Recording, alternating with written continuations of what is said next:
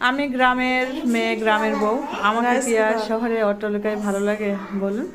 তো যাই হোক, সেসব কথা। এই যে চলে এসেছি আবারও বাসা দেখতে, বাসাটা চেঞ্জ করতে হবে। আমার মেয়ে হচ্ছে বৈশাখী, সবাই জানেন বৈশাখীর একটু সমস্যা। ও কিছুতেই আটকানো, মানে জায়গায় থাকতে চায় না এখানে। খুবই হচ্ছে মানে ছটপট করে। ও গ্রামে যেয়ে থাকতে বেশি ভালো লাগে ওর। আর আমারও গ্রামে থাকতে বেশি ভালো লাগে। আমার শ্বশুরকেও মানে ভালো লাগে গ্রামে থাকতে। উনি মুরব্বী মানুষ, সেই জন্য উনি থাকবে না। তো আবারও বাসা চেঞ্জ করতে হবে।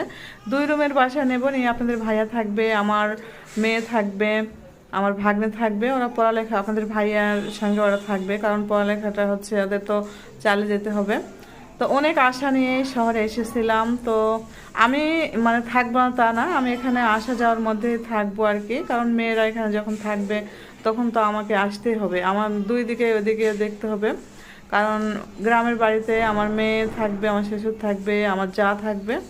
তো যাই হোক, এই বাসাটা দেখলাম, বাসাটা কেমন লাগলো জানি না। আপনাদের যদি ভালো লেগে থাকে অবশ্যই কমেন্ট করে জানাবেন। তো আমার কাছে তো ভালোই লেগেছে, কারণ এখানকার ভিউগুলো অনেক সুন্দর। এই যে জানালা দিয়ে দেখতে পাচ্ছেন কত সুন্দর সবুজের সমারোহ। যাই হোক, এরকম জায়গায় অনেক ভালো লাগে আমার। আর এটা হচ্ছে একদম নতুন হচ্ছে বাসাটা।